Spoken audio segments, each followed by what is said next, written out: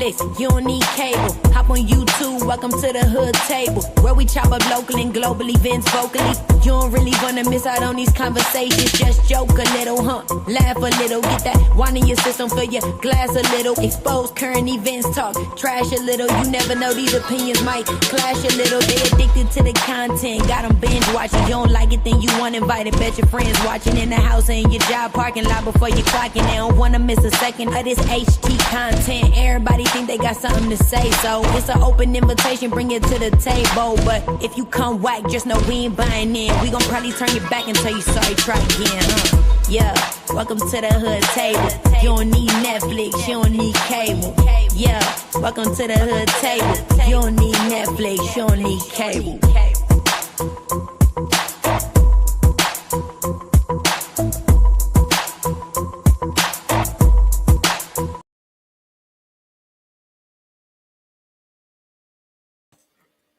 Hey everyone, welcome back to the Hood Table one more again. Please make your way in, get comfortable, get you a little something to sip on, a little snack on, because we're about to have a great show tonight, Riggs and I just want to make sure that you guys like and share the video, subscribe to the channel if you happen to be new here, and make sure you also subscribe to Riggs if you are not already following him on YouTube. And I will be dropping his link in the chat as well. But it's another segment of From the Block to the Hood Table, coming at you right at you in your own living room, in your own abode, okay? But Riggs, I just want to make sure, do I have the right camera thingy? Yep, you good. You good. Okay, bet. I just wanted to make sure we on here good. So I'm going to turn my camera on. Okay, yeah. What it do, y'all? What it do, y'all? Girl looking thick.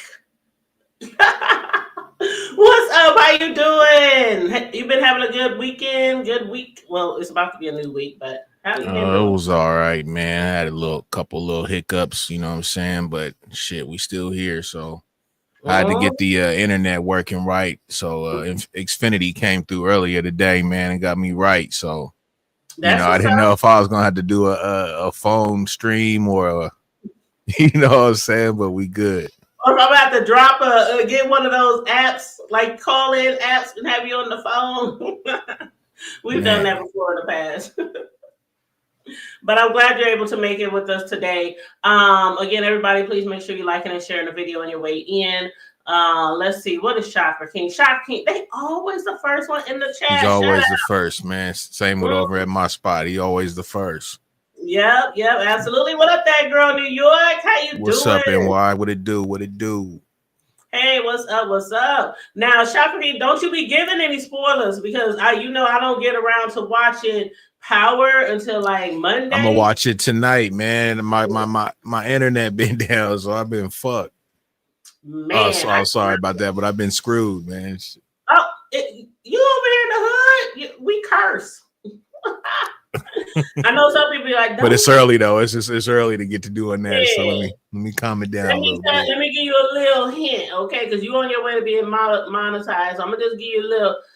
That cursing, wait 10, 15, 30 minutes. That shit is hot air, okay? Oh no shit. Hot air. You know we curse over here all the time from the 000 mark to the end of the show. I've been doing this for years. I ain't never got a demonetized video because of cursing. Never. That's what's up. Never. So that's a tip. I've said this many times in the past to other people who, are starting up on this controversies and whatnot. But yeah. But so I just wanted to get that out the way. But we got some topics, and we guys usually, when it comes around to my turn on our channel for our segment, I usually go through like some trending news or celebrity news. So we got like 4 topics that I'm gonna try to squeeze in within like an hour or so we don't be on here too late. But we'll see how it goes. I want to start off first, though. Let me grab my little mousey here. I want to put something on the screen. Let me take that off. And I feel like, yeah, there we go. Okay. So I'm going to play this video. It's about 3 minutes. It's from Twitter. And this will start off our first conversation starter, okay? I'm going to go ahead and hit mute.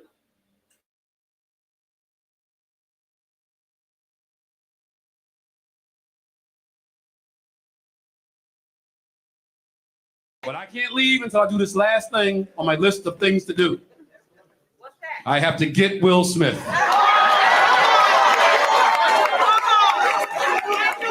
Oh, y'all thought that shit was fucking over? That shit ain't fucking over. I'm just laying low right now. That shit ain't fucking over. The Oscars right around the corner. We ain't forget. Motherfucker hit my brother. Don't nobody hit my brother but me. Don't nobody hit my brother but me. And even I gotta clear that shit with mommy first. That motherfucker hit my brother. Oh, hell no. I saw him 2 days after that shit happened. Walked right in my house. First order of business. Are you okay? Yeah, man, I got slapped. Yeah, you did, yeah. It's a second, nigga. You have not been out the hood that long that you forgot how to slide on the motherfucker. Every black man here know what I'm talking about. Somebody coming towards you, you don't want a conflict, you slide, right? Yo, fuck up my face, nigga. What's wrong with you? Yo, stop playing with me, nigga. Yo, what the fuck is wrong with you, boy? Yo, y'all better get this one. Yo, what the fuck is wrong with you, bro? He didn't slide. He stood there like a fucking lawn jockey.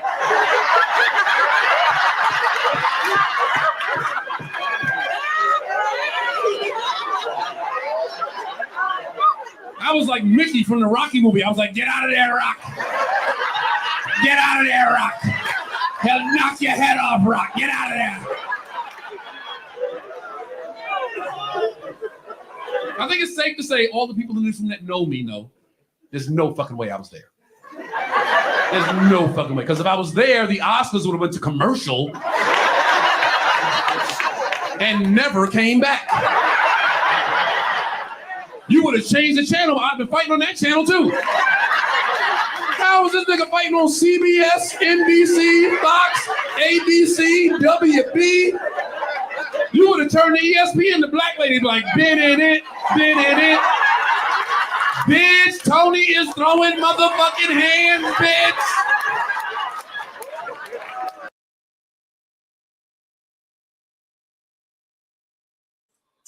Okay, y'all. I had to play that to start off our first conversation starter because our first conversation topic is Chris Rock. And I guess he's in his feelings after Will Smith dropped a new album. Now that stand up from his brother, Tony, that happened like before the Grammys. That was like, what, how many weeks ago? Like 5-6 weeks ago, something like that. But anyway, he said he had to get that in before the next award show hit because I don't think he really came out like that to explain how he felt, about the situation. And hey, Tia, hey, beautiful. It's been a long time since I see you. Hey, baby. And what's up, Miss Ray? Come on in, you guys. Make sure you like and share the video. And I guess, Riggs, I know you're into music and all those things, so I don't know if you heard Will Smith's, the song that they're referring to. I personally haven't listened to any of his music in a long time, so. Nah, I haven't heard it or nothing. Okay, well, see, I haven't either, so I just went and looked up what they were talking about. But basically, I guess Chris Rock, they said, is furious because, about the slap herder around the world that Will Smith, he said he called him arrogant, he called him self-serving for basically cashing in on the Oscar assault. Because I guess, remember when everybody wanted him, canceled? After that happened, not everybody, but a lot of people wanted Will Smith canceled. Yeah. And he get banned, from the Oscars and things like that.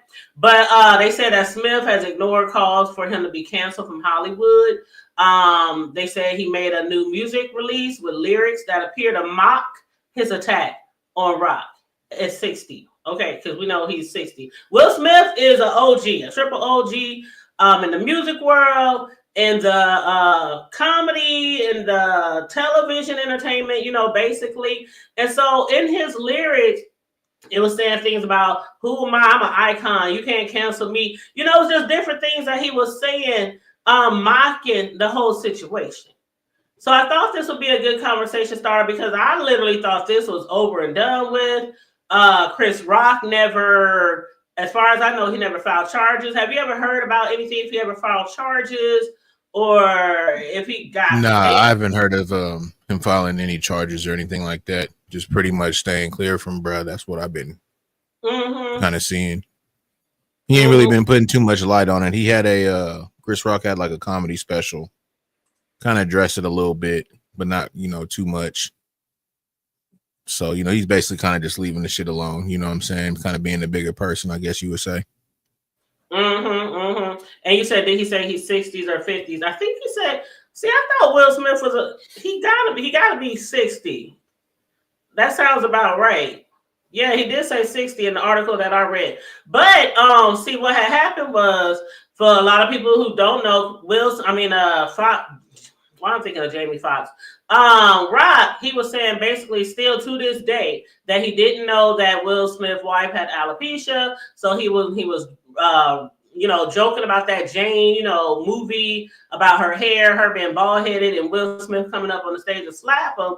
A lot of people at that time was like, why do you hit him back? Like, I understand there's a time and place to be, professional and things like that. But a lot of people was like, oh, it would have been like some furniture moving. We would have been fighting. Everybody would have been canceled from the Oscars.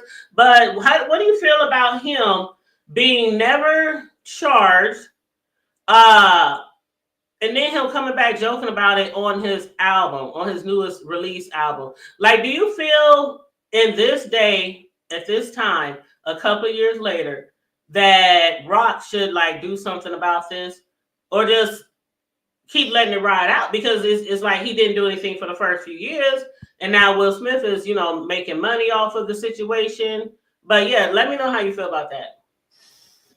Well, with Will Smith doing what he's doing, like you said, in these nowadays, in these times, you feel me? So that's what they do in these times. They talk about shit like that. That's they get down. So he trying to just fit in. If you ask me, I don't know too much about the song or nothing like that, but that's what it sounded like to me. If he's kind of poking fun at it. So he just trying to fit in, you know what I'm saying, with how these, other cats kind of get down when it come to making music and your so-called ops, right? But now when it come to Chris Rock and the way he moving, I really couldn't call it. I think the way he was already moving was different, and I think he might just stick to that. I looked at what you had sent, and when you get into that, that's why I think he may stick to that. Just being, it is what it is, bigger man type thing, if that's what you would call it. And we just gonna move forward and keep pushing. Me as a man, definitely unacceptable. I wouldn't have tolerated that in no type of way. When it comes to Chris Rock making that joke, do I think he may have knew if she had that alopecia or something? I kind of do. You know what I'm saying? I think it was kind of talked about a little bit. I'm not really, into the whole entertainment circuit like that, but from what I hear, like it was kind of talked about a little bit, you know what I'm saying, that she had a little issue. And so I'm thinking it could have been a possibility, you know what I'm saying? And you know what? I can't believe I still didn't know. Right? Yeah, I heard that there was talk about it, and I heard she kind of spoke on it herself. But as in for like, Will, that's his wife. So, if he took it that way, I can't be mad at bro for that. You know what I'm saying? Because, in reality, you know what I'm saying, comedy or not, and we in front of, millions of people, because we're going to include, you know what I'm saying, this audience out there in the television world, you big kind of disrespecting, you know what I'm saying? You kind of making an ass out of, you know what I'm saying, my family and shit, you know what I'm saying, on air. Especially if there's, some truth, you know what I'm saying, behind her having that issue, you know what I'm saying? So that ain't him. So I can't be mad at bro for, you know what I'm saying, taking his actions like he did. But then at the same time, for Chris Rock to just go ahead and let bro go ahead and land that, I mean, some shit, it just, you got to stand in the paint. But you know what I'm saying, at the same time, you don't let nobody put their motherfucking hands on you. Period. Exactly. That's right. That girl in white. Facts, big facts. And she looked up his birthday. He is 56. So I guess that's where he was like, he's 60. 60-ish. He's around that age. But yeah, that girl. I would have just like his brother said. That his brother and a lot of his other family members and closest friends was like, dude, you just let him slide on that. Y'all ain't in court. He ain't in jail. He ain't. Just let him just walk off with a slap on his wrist, basically. But the thing is you can't ride for somebody harder than what they ride for themselves. So if Brian, trying to take action and whoop-de-whoop, like you just got to kind of let that go, bro.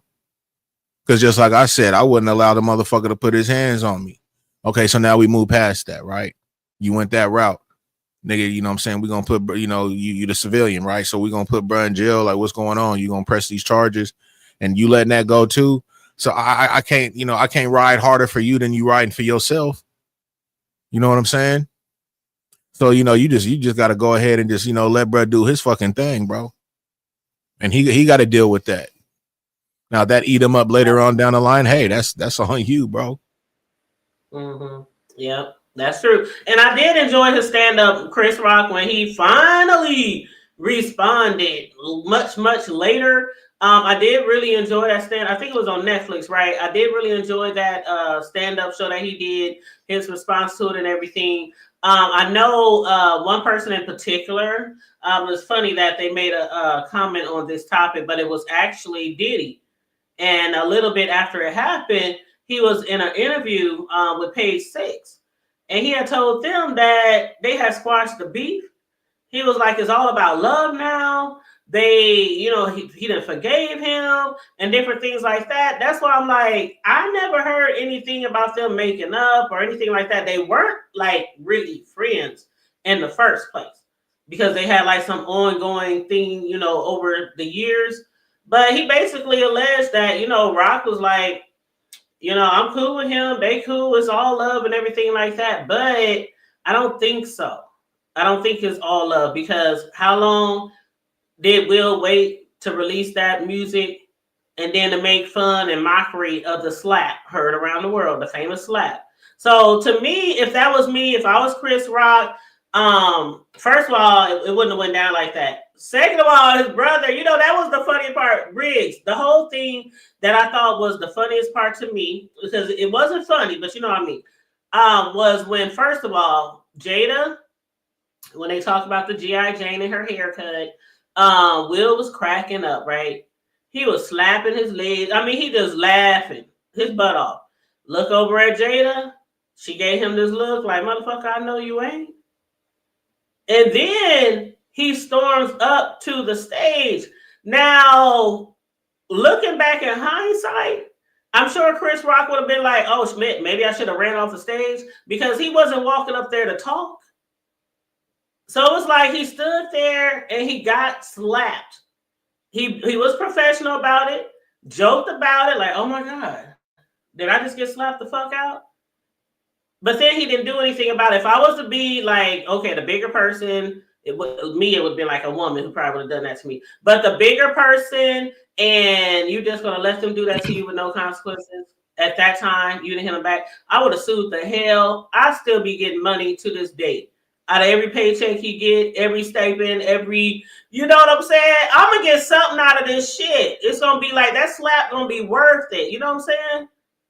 Well, you never let nobody walk up on you and get in a certain amount of, space to you. So that's number one.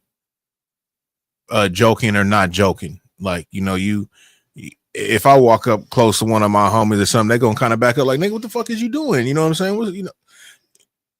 You feel me? So like you never, you know what I'm saying, period. You don't let nobody, get a certain, you know what I'm saying, distance just in case of some other shit. And it don't gotta necessarily be some other shit, but just period, because to be that close, even if you playing around with you trying to like hit me or you trying to, like you on some dumb shit, you know what I mean? So like just period, you ain't with it. So, when it comes to that, and when bro just walked up on him from the get, that was out. His brother, you hear what his brother said? He said, "You ain't that far from the hood."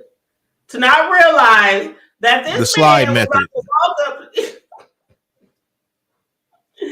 He was like, "You right? Yeah." He looked like he was in shock, like it was scripted. That's what a lot of people thought, that it was scripted. I did. thought it was scripted. Mm-hmm. I did too because I saw the shit live. Shit, I was still lightweight watching TV at the time. I don't know what the fuck I was doing watching that shit, but I seen the shit live and I just like, what the fuck? But then after a while, and it started kind of coming out like, oh shit, this nigga was really on some old other shit. Mm-hmm. And it was everywhere. It took seconds for that to be spread out all over the world. Like, probably the most embarrassing. It gotta be. You can't get no more embarrassed than that. Well, no more humiliated than that. So I would have took him for his damn pockets. But yeah, I would have been up there like that microphone pole right there. And you didn't do it. Shit, I would have had that shit like, what's up? But I guess he learned his lesson. Because that's like when I used to be growing up in the hood, and one particular fight I had got into, it was a fight by accident. It was so crazy. The fight by accident. It was me and my little Crip friends, and then it was this girl and her little blood friends. And we were somewhere, it's like a party or something, and somebody ran into the back of me. Now we was already going back and forth, you know the words they call each other. I don't want to say them on air, but whatever, because that's old, you know what I'm saying. But anyway, we was going back and forth, and next thing I know, somebody run behind me, and they hit me, and my juice get all over her brand new white outfit. This bitch turned around, just this picture, Riggs. This bitch turned around because she thought I did it on purpose. Like I just threw the shit at her. She didn't know I got hit from the back. So I threw the juice on her. Well, the juice spilled on her. Next thing I know, she pulling off ear. That's the sign. Like I saw from the expression before she started pulling off her earrings that it was about to be on and popping, and we fought. We fought, but yeah, like. Your instincts, especially from the hood, you should know when there's a threat. So I don't know. I still don't know what was going through his mind as he stood there, like his brother said, all stout. Well, just stout. Everybody ain't built a certain way. You know what I'm saying? Everybody ain't, ready for that type of confrontation. So sometimes you got to kind of watch your mouth, man. And that's what's kind of fucked up about being a comedian sometimes, because, yeah, it's all jokes or whatnot. But, sometimes people be on some other shit. And he just happened to be, a person that was able to, walk up and be able to touch bro because of who he was. The average person, they would have had guards or whatever, security, like who the fuck is this trying to, walk up on the stage? You know what I'm saying? But, Chris, as him being, just period, we know what it is. It's all jokes or whatnot. But at the same time, like I said earlier, he talking about old boy's wife in front of these millions of people, disrespecting. However you want to call it, jokes, whatever, you know what I'm saying? Some people don't take that shit, especially when it's in front of a crowd.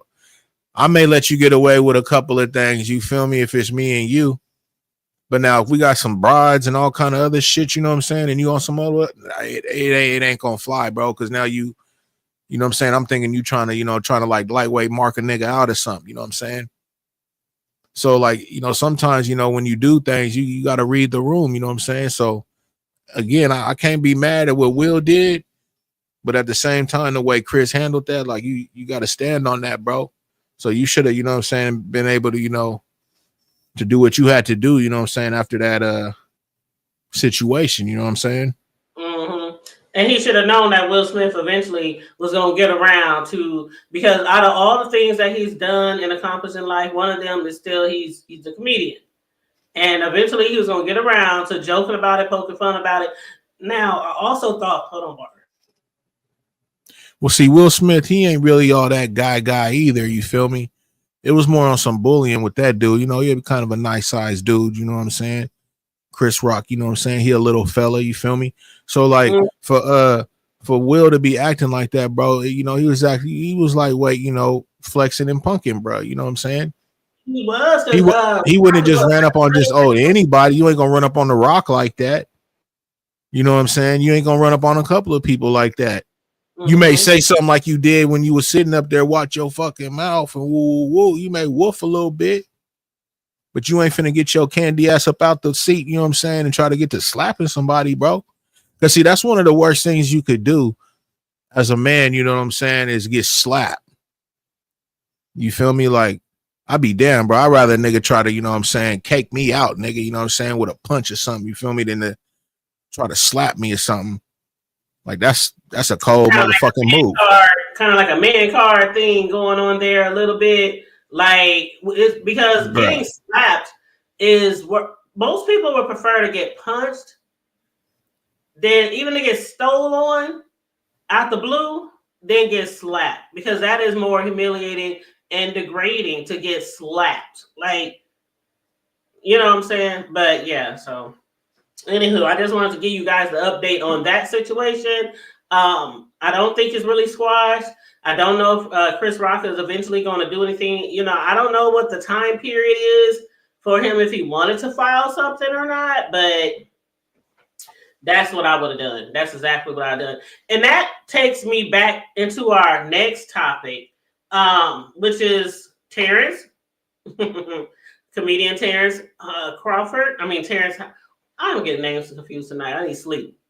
But Terrence Crawford, I was just talking about him the other day. You know who Terrence Crawford is, right? The boxer here. But anyway, there's a thing going on in the city with him. But anyway, Terrence Howard, he had a situation with Diddy. Now, Diddy has continually been in the news for the past few years because of what happened, what he got arrested for, charged for, and he's sitting on a bench somewhere right now in jail. But recently, Terrence Howard, he had did an interview, and at the very end of the interview, I don't know if y'all saw that, but at the very end of the interview, he was questioned about people in the industry and why some people are no longer in the industry. And he happened to bring up Diddy. And he basically was saying things like certain things that people go through, just like with the Diddy situation, you could never come back from. And basically what happened, for y'all who don't know, this is the first time I've ever heard this story before. I don't know if Terrence, if he ever even mentioned it publicly before, but he alleges that Diddy a few times in the past had tried to get with him, hook up with him. And I brought up the man card earlier with the slap because we're kind of rolling right into that, and I want your opinion on that. Because what had happened was Terrence had got a call from Diddy. Hey, man, I need your help. I need you to help me with some music. You know, whoop, whoop, whoop. He gets over there to his place or wherever the recording studio, whatever. And he says he's sitting there talking to Diddy, having normal conversation, trying to get an idea of what he's looking for. And he says Diddy's just sitting there staring at him. Not talking, just nodding his head, looking at him. He said it was really weird. It was odd. They really didn't get any business accomplished. He ended up leaving. And then Diddy hit him up again because he wanted his help with acting, like an acting coach. So again, he shows up. Terrence shows up for Diddy. Same thing happened. They get together. He's sitting down. He's talking to him. He's like, Diddy is just staring at me, just looking at me. He's not saying anything. He's not talking. It was like he wanted me to read his mind or some type of thing. But what I thought it was, Riggs, and I shared that video with you. So this is where I'm asking for your opinion. What I thought it was, he was probably trying to fill him out. He didn't want to come across because this is some secret society, right, that Diddy had going on with his parties and underage people and all the abuse and everything. And I think he was just sitting there just wanting to see if he would take the bait without saying it out loud to him. Terrence, I want to get with you. So what did you get from what he had to say about that? Because this spoke volumes on Diddy's behavior to me. So I just wanted to get your feedback on that. And as far as the man code thing, you saw where he said, ain't no way in hell that I would have done something like that. He said, I've lost businesses because I didn't bend over that way. He didn't compromise. He said, I don't play gay roles. I don't kiss a man. I don't do that shit because the man card means everything.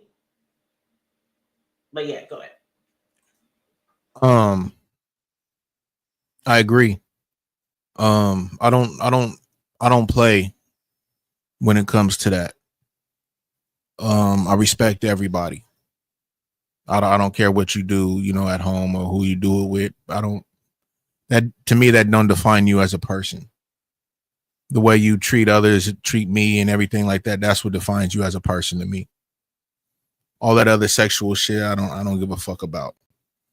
But when it comes to me and how you come at me, that's a whole different story.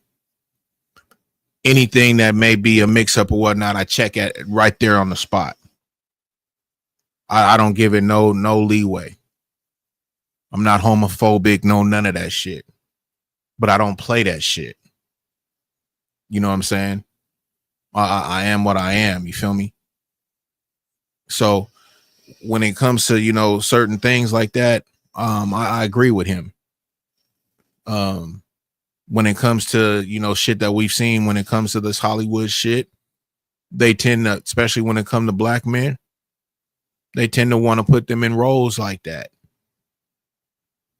For what reason, I don't know. I'm not going to go down that rabbit hole, but I do know I've seen it, and I've seen it with a lot of what you would call masculine black men in the Hollywood movie industry. I've actually heard that in this last movie that and I hope it ain't true, man. I don't want to be like a gossiping ass nigga, but that Denzel Washington in this last film that he had did he supposedly kissed a scene, you know what I'm saying, with a man. And Denzel ain't did no type of roles like this all his life. So for what reason now, who knows? But they do push that. When it comes to Diddy now, he was filling him out. Diddy has a lot of priors. Diddy's been on fucking Drink Champs, pressing Fabulous and other rappers when it comes to them going to his parties or just him hitting them up and wanting to just kick it with them. He's got priors when it comes to the Biebers and everything like that. He's a groomer. You know what I'm saying? He's got money and shit like that. He'll offer you certain things. He's a groomer. So he's got priors of that.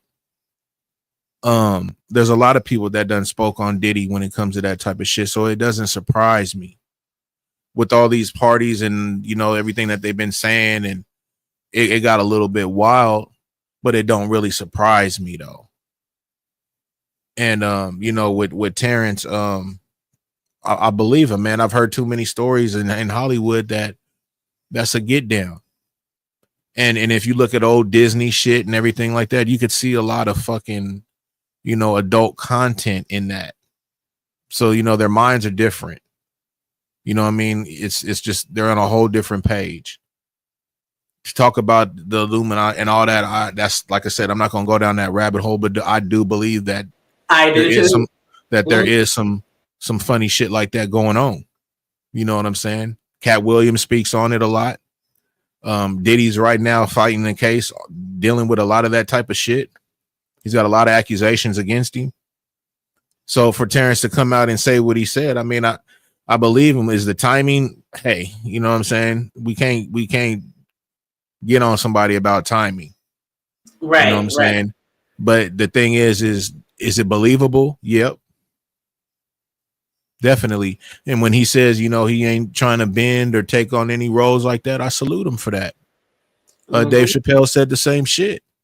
I come up in the dressing room, they got a fucking dress sitting there. To each their own, bro. You know what I'm saying? If that's what you do, that's what you do. But I'm saying when you a regular, you know what I'm saying, schmegular, you feel me? Like you don't play that. You know what I'm saying? Just like you wouldn't want to disrespect somebody that's on some other shit. You feel me? They don't want to hear that shit. And they don't deserve to hear it. You know what I'm saying? They human just like you. I'm not going to get around somebody and talk about, banging the shit out of some female and shit. And they don't like nothing about that type. You know what I mean? What sense does that make? Right. So I would expect the same out of, somebody on that type of page. You feel me? It's just respect, bro. But all that other shit, I mean, that don't, to me, like I said, that don't define a person. But see, what Diddy doing though is he's a groomer. And see, Diddy, he's off the hook. Diddy, he got money. He can, offer fame. He be trying to do that and fuck with motherfuckers. You know what I'm saying? And toy with them. You see what I'm saying? And probably do shit to try to hold against them. You feel me? Like how he tries to, like I hear with his parties, he takes, phones and shit like that. But yet he's recording everything. Like who? Same character traits of Kells. Oh, so R. Kelly, where he was taking phones and filming himself. That was like the coffin, the nail in the coffin that got him. Because back all the way back, like the 90s, the early 2000s, he had duffel bag after duffel bag after duffel bag of all the recordings of everything. Remember back in the day when the little girl, he peed, you remember that? I seen that video. Everybody in the hood saw the tape. Everybody. I'll never forget. I was living in the projects at that time. And everybody saw that damn tape. He had a lot of tapes and a lot of video and audio footage. And that's when they raided all his homes. They got like all that evidence.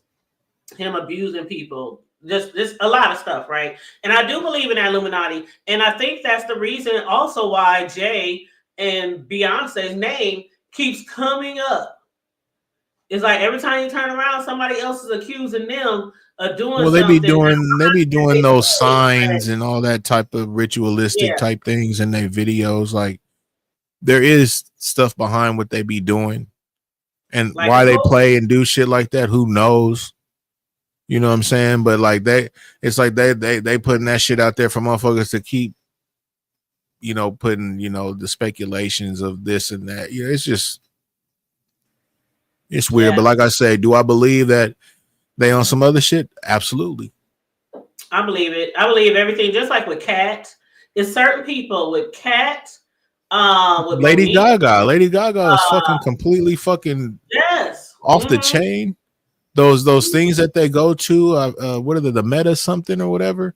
They go to those. I can't remember what the name of it is, but they not metaverse, but they have those dinners and shit, and they have people like what I'm saying, as like they're the entree. You know what I'm saying? They're like naked, but you like eat off of them and shit like that. Like Jay-Z and all them, they all go to it. That one like witch lady, she be kind of like hosting the shit. She's always around those New York cats. You feel me? All the stars and all that type of shit, and she's really into that sadistic type shit. You know what I'm saying? So like. It's just weird how they just, embrace that. So, and then they want to pull out the symbolisms and all that type of shit. So it's like, bro, like, what are we doing? So that's why I like I said, I don't go all deep into that shit, but do I believe? Fuck yeah, man. The motherfuckers is on some old other shit, man. They believe in a whole different type of higher power.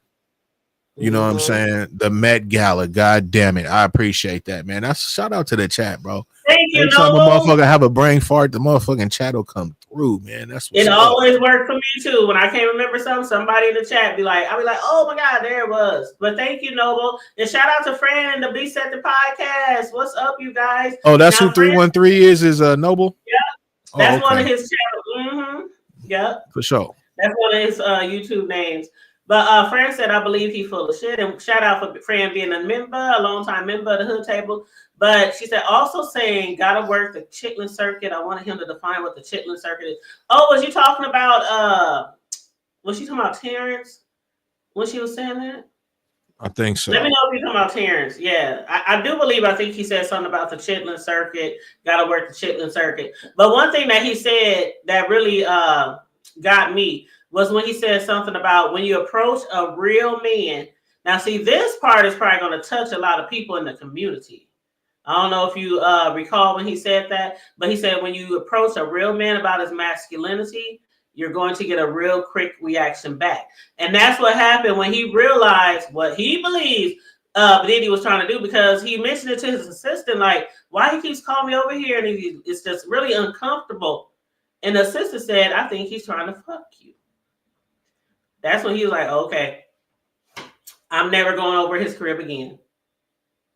And I wouldn't either.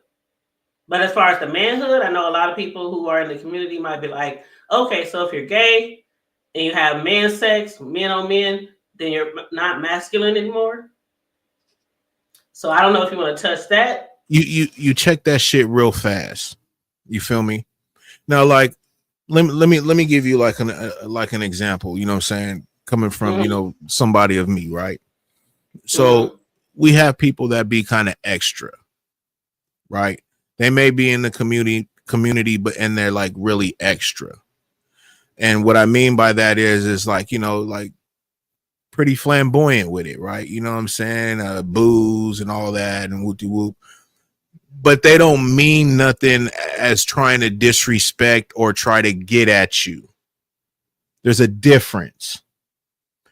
So if I'm around somebody, right, and I know, they part of that community, right, and that's how they talk, oh, hey, boo, and whoopty whoop and woo, I'm not going to really take a bad, because I know that's kind of how they get down, and they're not coming at me in a like, hey, boo, that's just their kind of talk. They're extra. You know what I'm saying? So I can't fault you for that. But now if you kind of just coming at me like in a whole different way, like with it, I can read the room. You see what I'm saying? So like there's a difference, you know what I'm saying? And what he means by checking the shit fast is like I said, when somebody says something, you check that shit on the spot. There ain't no question. And then you got to wonder, like, what the fuck made you even come at me like that? That's where it can get a little bit funny. You know what I'm saying? I'm past that. I used to have, a bad attitude, with certain shit. But I'm past that. I got a son. I'm grandkid. You get past that. You don't know how, these kids, anything. You don't know how they're going to grow up. So you get past any of that old other bullshit that you may have, signed on to back in the days and shit. You know what I'm saying? Like, we all people, bro. Like, that's crazy. You feel me? So, but at the same time, no, it's all on how you get down, man. And some people, bro, they don't play that shit. And then and if you say certain things to them like that, to where they do be like, hey, and they check it on the spot, you may have a problem, because now they're going to wonder what the fuck made you come at them like that. You know what I'm saying? Especially off the cuff. You know what I'm saying? And what Diddy do? He be on some old other shit. And that's exactly what he's doing. He was playing with that man. You know what I'm saying? And his assistant or whatever was like, hey, bro, he caught all that shit. That's what it is, bro. This motherfucker, he trying to get at you, bro. You know what I'm saying? And there's a lot of, what's up, Clem? There's a lot of down low men out there. You know what I'm saying? I hear it from women all the time about them fucking with dudes. Excuse me. And then them finding out, you know what I'm saying, that they on some other shit. There's a lot of that. Nothing surprises me. You know what I'm saying? And the thing is what how I am is I don't give a fuck, bro, what kind of, shit you own. But just be straight up about that shit. You know what I'm saying? Don't play with me. You feel me?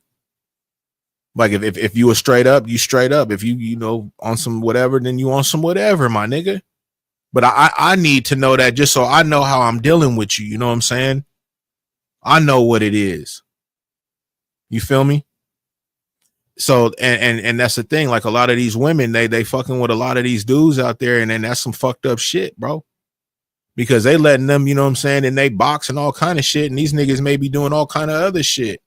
And they ain't keeping it real with these women. You know what I'm saying? Yep. You're right. What's up, Clementine? How you doing? Make sure you guys are liking and sharing the video on your way in. And thank you guys for supporting the show. I appreciate each and every one of you dropping down in the chat and commenting on the topics that we're discussing. And Clem said, I said, It's a lot of stuff, down low. And it's crazy because a lot of people will not walk in their truth in 2025. A lot of people won't.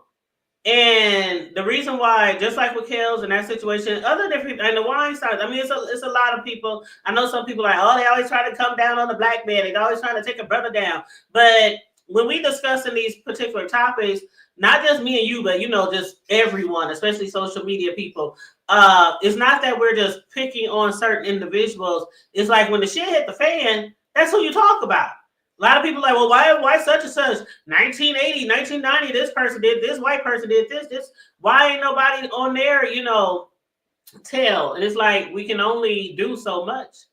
And when you go to the extent, the depth of the people in these certain situations have went to do the things that they have done to people, I mean, people are going to, talk about it and discuss it.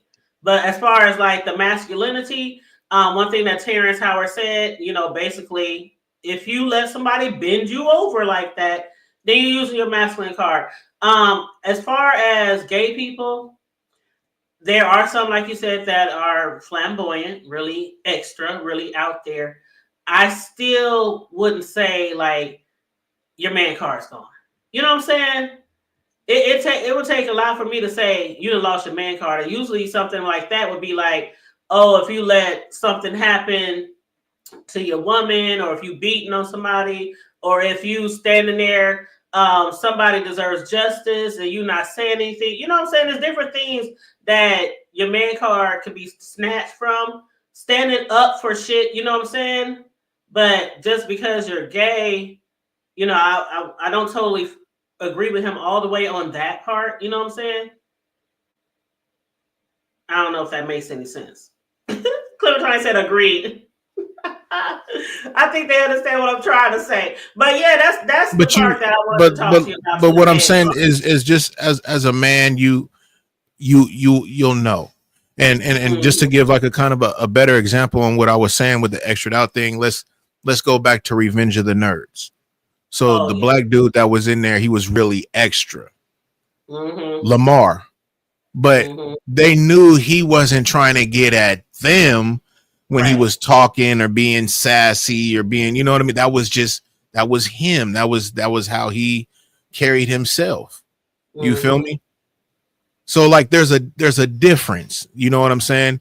Now, if a motherfucker trying to play with you and like get at you and looking at you like he trying to undress you, like, and that's what you said was the claim, the nigga was looking at him and all this, you know what I'm saying? Like, motherfuckers don't be just doing that.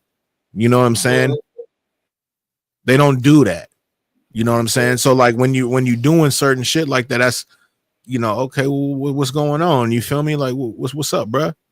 You feel me? Like, you'll call the question because that's not and that's why I said, like, for somebody to call the question on somebody that ain't on that height, they can take offense to it and be like, why the fuck would you even come at me like that? You feel me? What gave you any type of fucking reason to even think some shit? You feel me? And it can go left, bro. And a lot of people still roam this world like that. That's why it's really dangerous. You know what I'm saying? When it comes to that type of shit, you let motherfuckers be who the fuck they are and do their thing, bro. Leave them a fuck alone, bro. If they ain't messing with you, what the fuck you messing with them for? You know what I'm saying? Have respect. You know what I mean? Like that's all it is. It's real simple.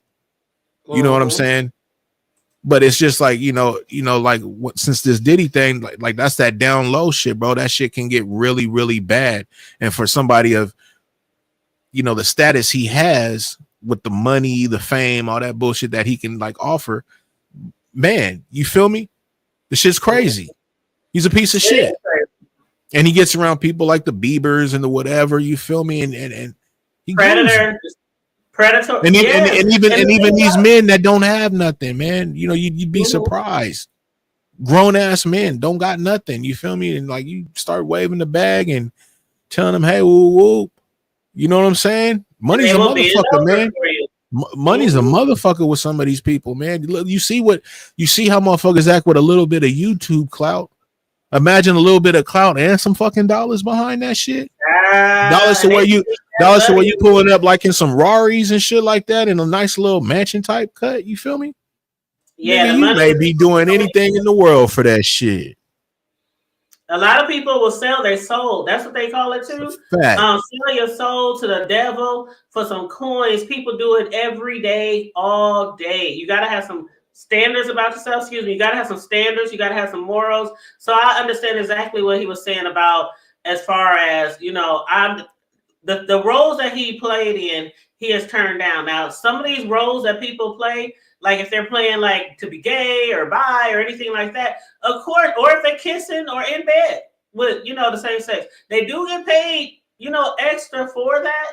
But it is many sellouts, even on here. We ain't, you know what?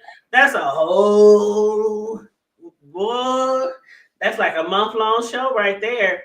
The things that people do on here for the clicks and the views. Okay. But what it do, Liz? Yeah. Hey, Liz. Hey, beautiful.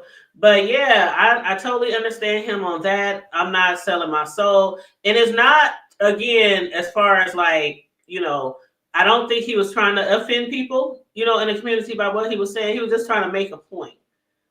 And that I got that. I totally got that. Hey, Room Shaker. What's up, Room Shaker? Good to see you, Room Shaker. Yep. So I totally got that. As far as Diddy, I think he was a predator. I think he did groom a lot of that. Justin, you saw that video with him and Justin Bieber when he had his arms around him. Where you been? Why I ain't talk to you? We used to hang out all the time. Yeah, big person. Bieber was sitting there looking scared in a mug. Everybody's like, why he looks so freaking scared? Like, I believe him. But the thing about it, when you do have money like that, like when you send money, when you have money like that, it always, I don't understand. Just fuck with the people who want what you want.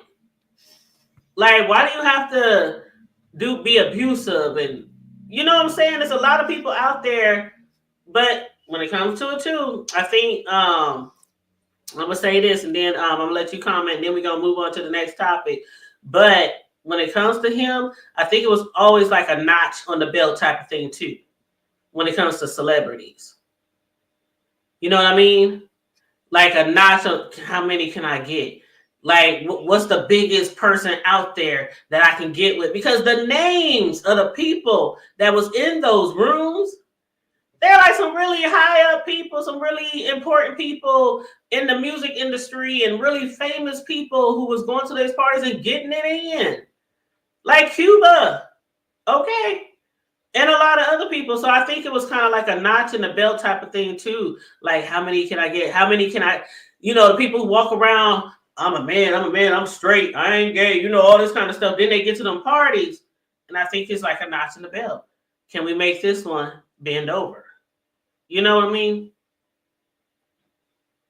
Well, there's a lot of people that, kind of got the same mindset. You feel me? When it comes to like some sex type shit. And it's just crazy how, they end up running into each other. You feel me? And they do what they do. Them sex part, that's nothing new. You know what I'm saying? But then again, though, like that shit also goes with like some ritualistic type shit too. At times, you know what I'm saying? Like, cause they be playing with some weird shit, you know what I'm saying? Like, I didn't watch like a lot of little stupid shit. That's why I said I don't like to go down the little rabbit hole when it comes to all that little bullshit.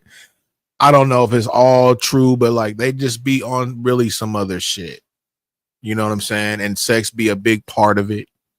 You know what I mean? And then with the filming, like you're going to take the phones, but you're filming. It's like, so now it's like you're kind of trying to hold something against these people. You know what I'm saying? You're filming it for your own pleasures too. You know what I'm saying? You're a nasty fuck. You're probably watching this shit or whatnot. And things like that. You're watching some of these actors and actresses that maybe you want to do some shit with, and you didn't, but you're seeing them get down. Like, you know what I mean? So it could just get really, really wild. You feel me? And there's a lot of wild people out there. You know what I'm saying? So it doesn't surprise me when it comes to that. But then you just got to remember these people got paper. You feel me? They got hella money, man. So they could do what the fuck they want. Yep. And they insatiable. I can never get that word right. Insatiable, meaning they can't get enough.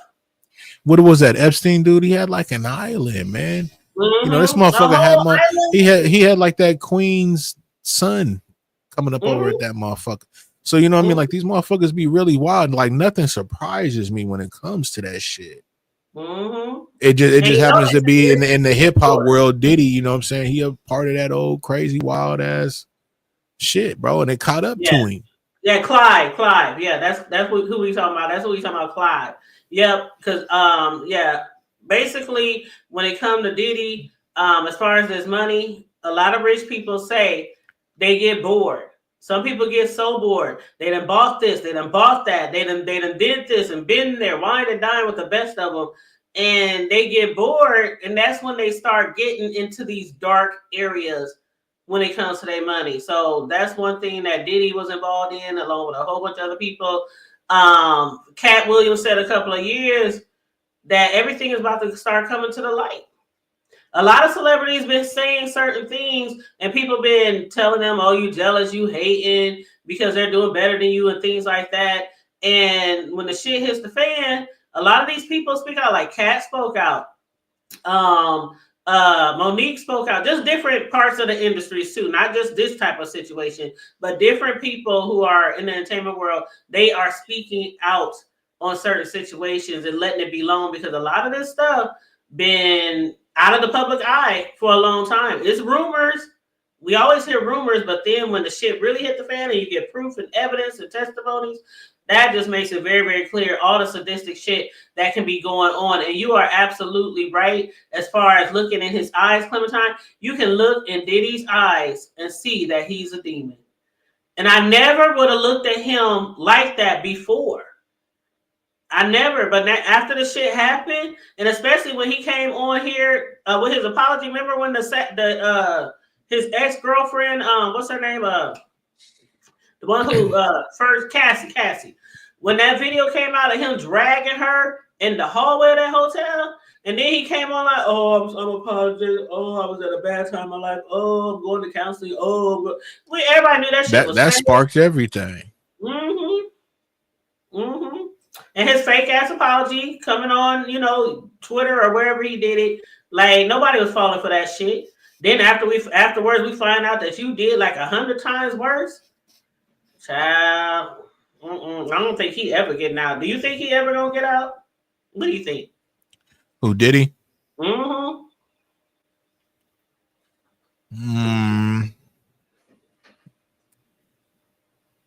I don't know. I think he may have a nice sentence on him, but he do got some money. He do know some people. I think he may have some action at, maybe getting out, what I'm saying, down the line. But he's definitely going to have to bring something. He's going to bring something. Because even with R. Kelly, right? Don't he got a date, right? Yeah, he does. And the difference between them two, even though they was like basically doing the same type of shit, but Diddy was just on a larger scale. Right. He got money. Kels did. Kels was already broke. I don't want to say broke because he had albums. He ain't in the same position as Diddy. Right. He wasn't in the same position, so I think that's where he got screwed. I think he'll have action, but he's gonna definitely have to bring in something for sure. The big guns, yes, for sure. Because he whooping on Cassie and all kind of shit, and I don't know what this whole Vaseline shit is, but I think there's probably other shit in those Vaseline bottles too. So like the baby oil, or baby oil, yeah, whatever the fuck. I'm sure they needed Vaseline too. The lube. So like with the whole baby oil thing and all that, like that was just a little weird to have so much, So I'm thinking there may have been something maybe in it, and I don't know. I think it may be something bigger than just that. I never thought about that, Riggs, because the thing about it was like when I was joking about it when the shit first happened, I was like 1,000 bottles of baby oil on the wall. 1,000, I was joking about it, but I never thought that it could have been something in there. They rub it on. It could have been because everybody don't do drugs. Everybody don't drink. Let's just say allegedly. It could have been something. Why would you have that many goddamn bottles of baby oil? What, you on a slip and slide? I mean, what's going on? That's well, crazy. You would think with the type of person he is, he should be able to know somebody at a company, man, and you just buy like stupid barrels of this shit, bro. Like for you to just be having all these bottles, like that shit's crazy, bro. You so out of pocket. Some motherfucker, but like I say, when you got hella money, man, you do what the fuck you want. You don't care if it's stupid. Nigga, I want it. I'm getting it. Nigga, give me 1,000 fucking baby oils right now. I don't give a shit. All right, bro. It's you already got some in there. It's like more, nigga. just ordering lunch. Yeah, I'll take 10 more thousand bottles of baby oil. Just stack them up right over there for the next party. But Clementine said it's possible that it was some lace shit going on. Yeah, I definitely think so. Mm-hmm. Definitely. Yep. And what you say, Noble Kells wrote for MJ, so he'll always get money. He has a lot of people, so he get publishing. Oh, yeah. Yeah, he just doesn't have like the cash. You know what I mean? Some people have money and they music, they publish. Yeah, he'll have some long term, money coming in, but like how Puff, he's sitting on some shit. Like he ain't got it like that. Yep. Rich but people he probably don't for care, sure get a check every month. You know what I'm saying? That's some shit. Yep. Liz said he'll get out. Noble said, yeah, he'll get out broke. But yeah, many islands, Martha Vineyards, yeah, they be owning all kind of shit. They be taking people all over the place. You said, I believe Andre Harrell put Diddy onto it. Oh, okay. You never know, child. Epstein Island is right around the corner from Martha Stewart's Hamptons. Child, I'm sure Martha was probably there too. That's the thing about it. Nobody wants to speak out except for a lot of people who are victims. Of course, they're speaking out. But a lot of people who was there, they ain't trying to speak out because it's kind of like you would be, what do you call it? Agreeing with what was going on, basically. So some people ain't going to speak out unless they're going to be subpoenaed. That's what's going to happen with that. But yeah, anything else you got to add to that before we move on? Nah, we can go ahead and push. This yak is yakking. Okay, so the next topic is an update, and then we're going to move into the last topic. So this one is going to be really quick. We're just giving you an update of what's been going on with the Kei'mani Latigue case. The little girl who was allegedly killed and assaulted by her father. I'm going to go Avatar real quick, Hood Table. Okay, go ahead. But yeah, she was allegedly killed and assaulted by her father, and there was an issue going on or a disagreement going on with the grandma, the mom, and it's really crazy for me about the mom situation because the judge was trying to decide who's going to be the one responsible to handle funeral arrangements, and it's like I don't understand why is that such an issue. Who is in charge of funeral arrangements? It's a funeral. The person has passed on. Just throw the funeral. Just put it together. Get some flowers. Figure out who's going to prepare the food afterwards for the repast. So, but it was a big deal because the mother, I guess she wanted to handle it, but she ain't been in your life.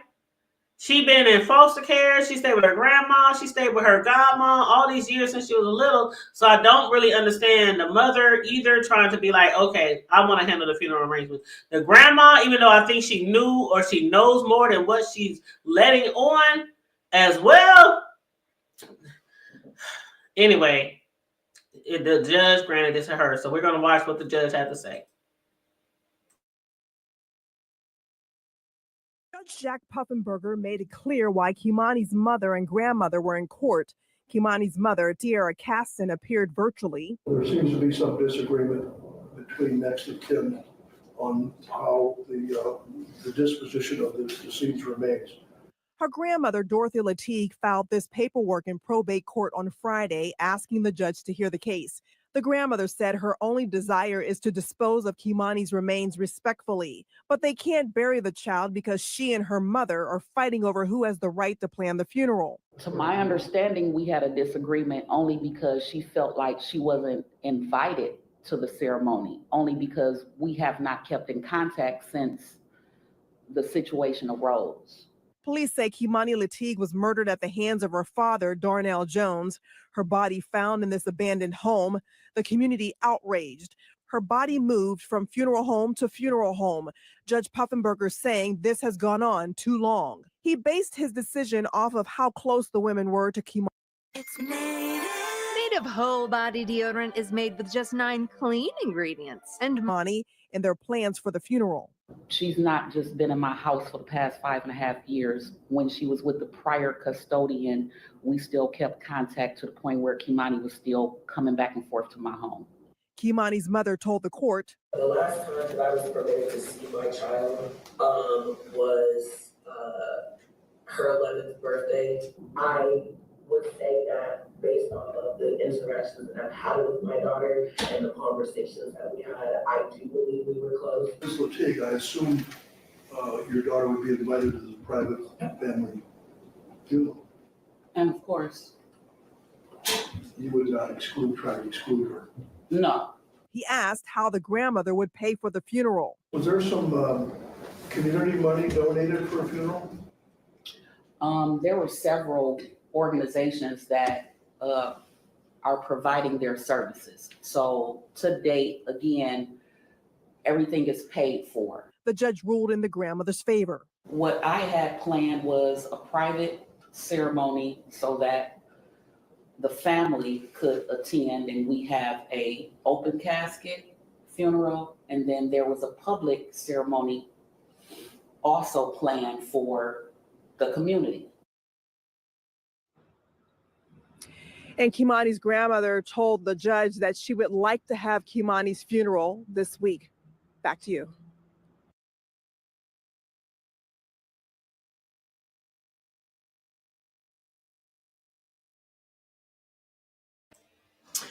Okay, that to me is crazy. Like I said before, them arguing over who's going to discard her remains or who's going to handle the funeral or something like that.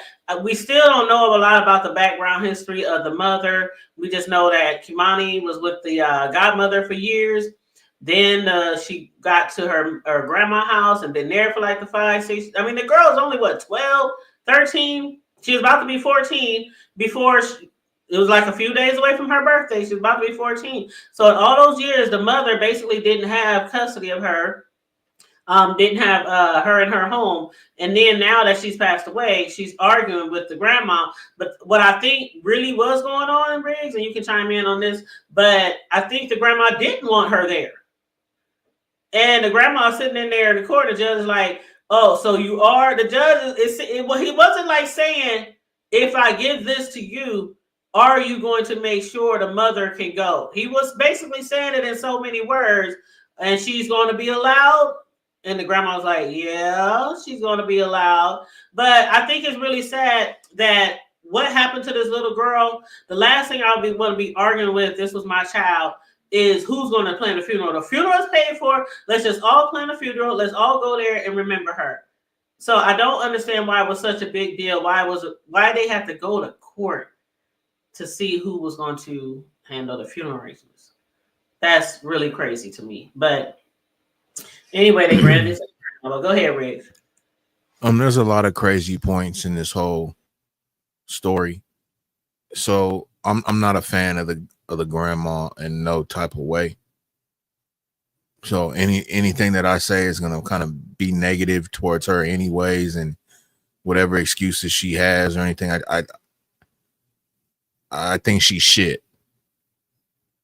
I really don't like this case, because like what that girl went through was just like complete hell, you know what I'm saying? Especially when they talk about the marks and stuff that they seen prior and all the other shit, and just the way everything just played out, and just the lies and so-called ransom type communications between the grandmother and the so-called person that had the little girl. Like it, I'm not a fan of the grandmother in no type of way. I think she needs to be fucking locked up and really looked at, period. Like she's a mess. And just what the girl went through and everything, like I to be honest with you, I haven't even really went into the story no more since the first time we talked about it, and then you sent me the thing and I was, kind of watching it and shit, but it just kind of hit me a whole different way, bro, because that motherfucker is a sick ass motherfucker, man. And there's just like, that shit's just crazy. You know what I'm saying? So it just, with that grandmother, man, I'm not going to have anything good to say. I'm going to be biased as fuck. I think all of them are on some other shit. The mom, the grandma, they all need to be held accountable for what happened to that little girl. Period. They were the what is it? The guardians. You know what I'm saying, or whatnot. So that's all I gotta say, really, with that one. Yeah, it's. I hate these type of stories. Like I always say when I cover things like these, it's one thing for a child to be taken advantage of, even unalived, by strangers, random. No, he didn't, friend. He didn't.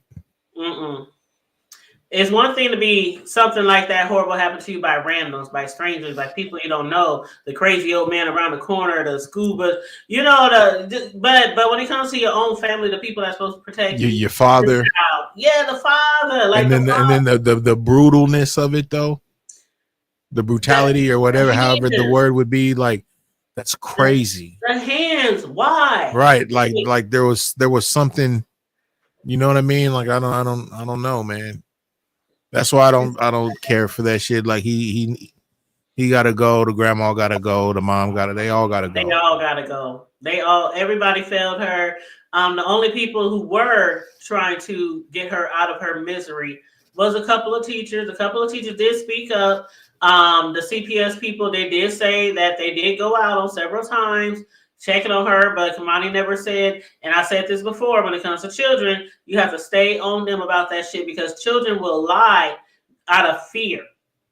And sometimes they will lie out of fear of being placed somewhere else, because it can be bad here, but it could be much worse here. You kind of sometimes might get used to the circumstances and be like, well, I'm better off here than getting, I don't know what's on the other side of the road. You know, the grass is not always greener on the other side, but you have to stay on those children if you firmly believe they are being abused. Don't take answer. I remember, just before we go on to the next thing, because like, this was bad, and I'll never forget this shit. I was really, really young. I was probably like maybe like fourth grade or something, fourth or third grade. And we stayed in an apartment complex, and I had a little Asian partner. And I remember one day, like, you know, I used to always fuck with him, and we used to be cool, right? The mom and shit, we really wouldn't let the dude, you know, venture off too much. You know what I'm saying? Like, he can come downstairs and kind of be like right there, but it was an apartment complex, so like we would be everywhere in the apartment complex, in the driveways, by dumpsters, you know, all the little bullshit everywhere in that motherfucker. So one day, you know what I'm saying, we had a shopping cart. I don't know how, but a shopping cart. Maybe somebody went grocery shopping, walked their groceries, you know what I'm saying, home, and left the shopping cart. You know what I'm saying? So we had a shopping cart in the apartment complex. So I see my little Asian partner, you know what I'm saying? I put him in the fucking shopping cart.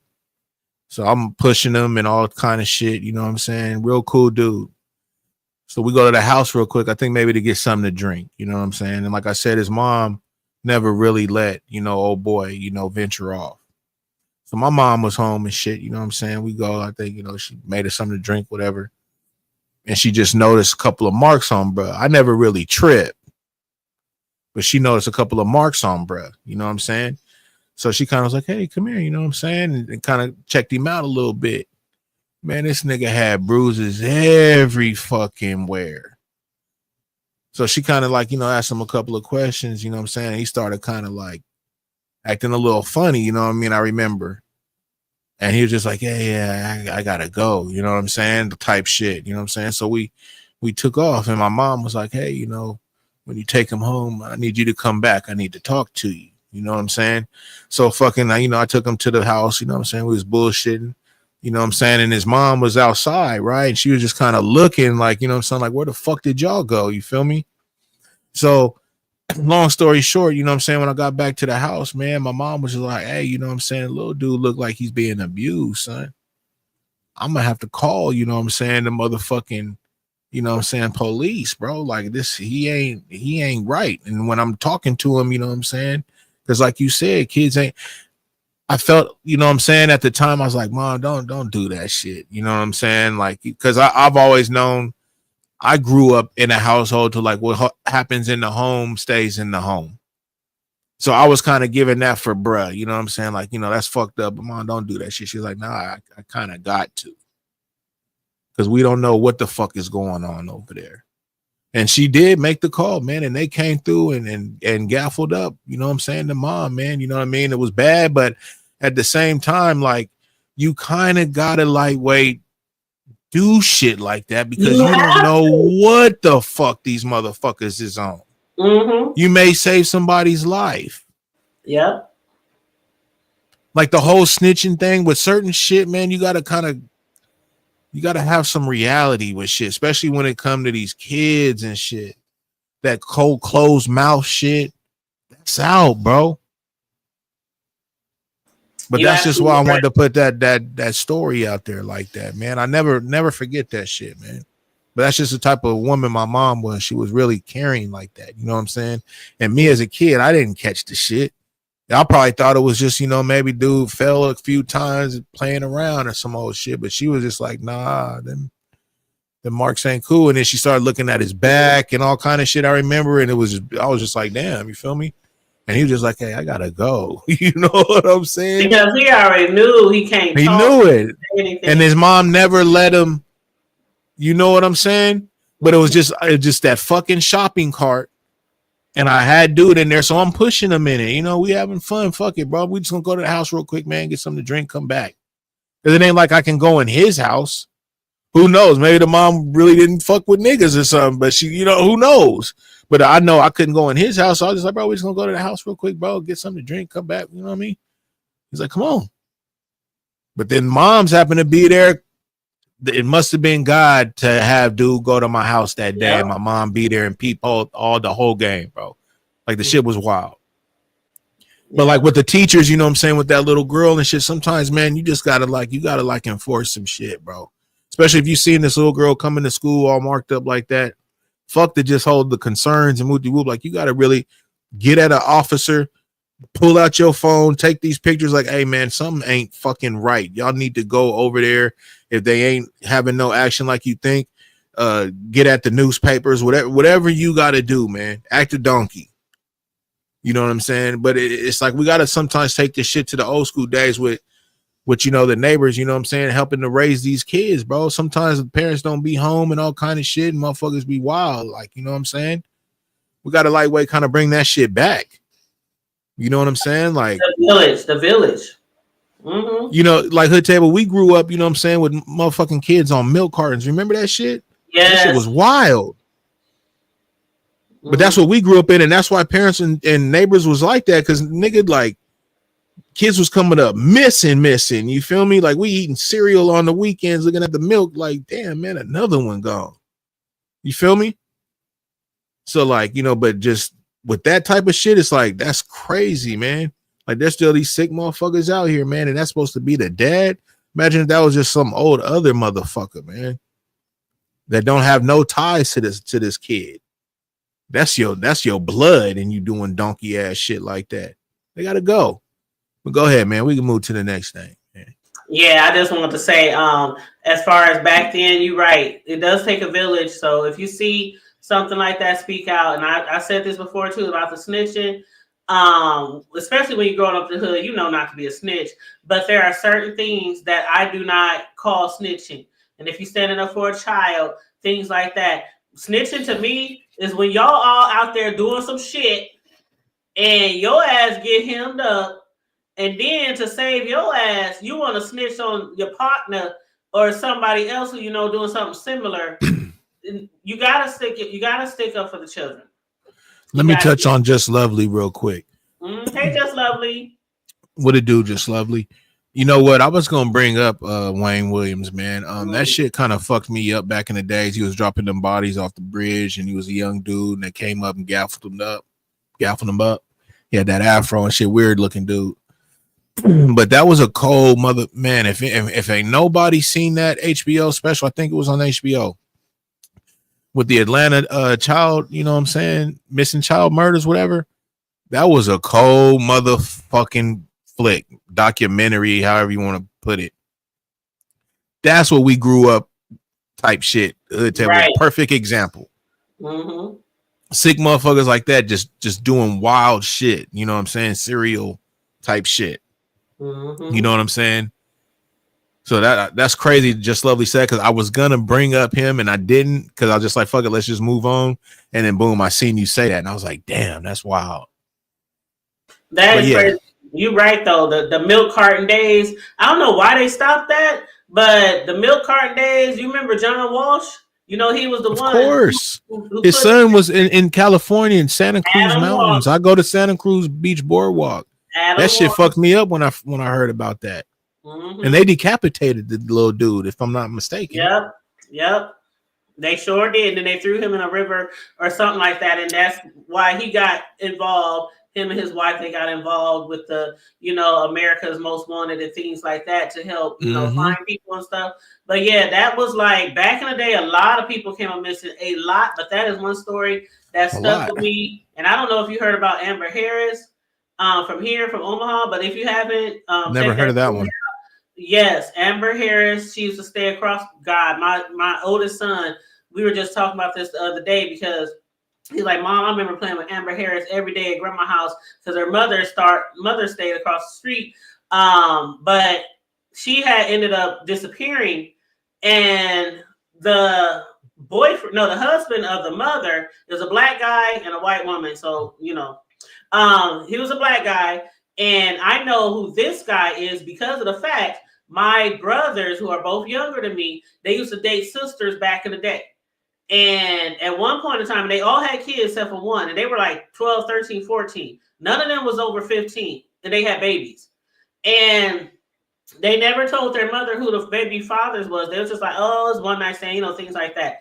And come to find out, one day I'm chilling, I'm with my homegirls, we, kicking back, at the crib. And my brother's there because they used to always be with my house when I moved out. And they come running up the street with their little babies in their hands, all the sisters, even the one who didn't have a baby. And they bang on the door, help, let us in. My mom was trying to kill us. And I was like, and I told this story before. A lot of y'all know about Amber Harris here, who disappeared. But this was years. This was years and years and years before my oldest son, who's 28, before he was born. That man who attacked Amber Harris, he, come to find out, was the father to these sisters' babies. And the mother found out, and she wanted to attack her girls instead of getting at the man. Now, the man did eventually serve a little time, but he got out. They didn't give him a lot of time, but he got out. Years and years later, Amber Harris, she ends up disappearing, stayed across the street from my mom's house. And the girls was like, it's him. We know it's him. They was like, because they all was abused by him. Come to find out, it was her. They found her book bag behind a house that he was staying in a parking alleyway. But anyway, they found her at this park here in Omaha. She was a shallow grave, just sticks and brush over her body. And he's in jail basically for life. But yeah, it's situations like there's certain situations I will never, ever, ever forget. And that's why I was so overprotective with my children. And to this day, my sons will tell you, Mom used to ask us, like it was like, do you got homework today? It was just one of those questions. Anybody fuck with y'all? Any coach, uncles, grandpa, mailman? I mean, I used to ask them that all the time because of what I went through. And a lot of people I knew went through growing up. And a lot of it was in-house. Families, cousins, things like that. So I was always on them about that shit because I don't play. We gonna handle this shit. But yeah, you have to listen to the children. You have to stay on them and stay. If you gotta call the police every day, every week, till you are, heard, till they rescue that kid out of that situation. I believe she could have been rescued a long time ago and could be walking around to this day, enjoying her year 14. So that's all I got to say about her. Very sad situation. Very sad.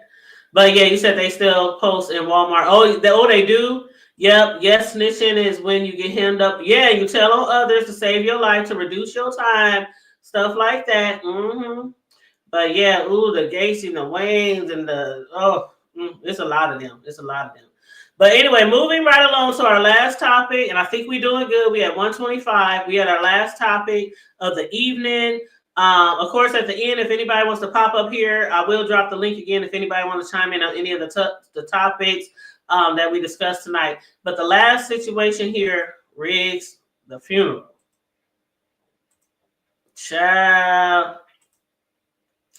I don't know if y'all see the trending video, but let me pull that video up right quick. Let's see. Is this the one? Hold on, y'all. Okay, that's the one with the judge. And y'all, I did drop the link in there in the chat for Riggs. I know a lot of y'all who support me, y'all also support him. So a lot of y'all already subscribe to his channel. Y'all always be there supporting him. But if you are not, I dropped his link in the chat. So please make sure you guys support him as well. Big Riggs has always been a big supporter of the Hood Table of our platform. So please make sure you go over there and get him a click his notification bell so you know when he's always going live. But yeah, so I'm gonna pull this video up real quick. This is something that's trending. It just happened recently. Let's see. This shit was crazy. Okay, skip ad. Okay, but anyway, while this video is running down the ad clock, in Philadelphia, family recently spoke out after some pallbearers fell into a grave while carrying a casket of one of their loved ones. This happened in North Philadelphia. And I wonder if Mother, James Caldwell, Treasure Lane, might chime in on this because, you know, he's up there in that area. But I'm going to play this video for you, and then we're going to discuss this shit. I'm going to go on mute. I think I already got it up there. Yep. We're going to begin here with a funeral burial gone terribly wrong. A grieving family is speaking out today after pallbearers fell into the grave while carrying the casket of their loved one in North Philadelphia. The platform above the burial site collapsed right from under their feet. Action News reporter Chad Pradelli joins us now live from North Philadelphia with further details. Chad. Yeah, this scary incident happened Friday here at Greenmount Cemetery.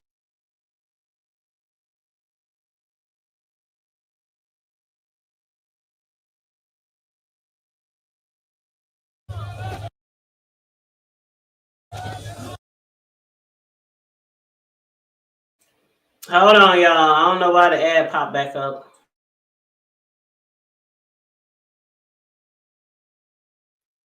They playing with us.